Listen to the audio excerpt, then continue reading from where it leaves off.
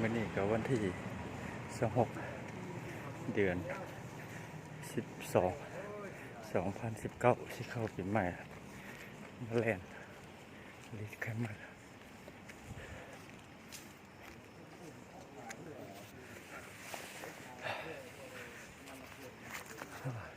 แล่นทั้งหมดมา1 กิโลละตอนนี้กำลังช่วงรีแลกซ์ย่าง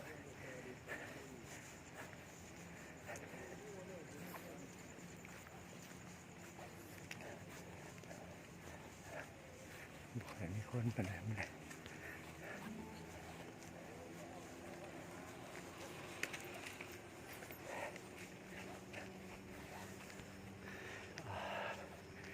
จะ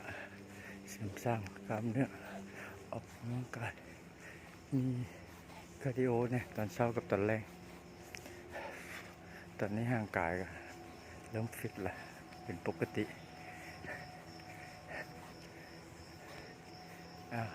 วัดนาโบละ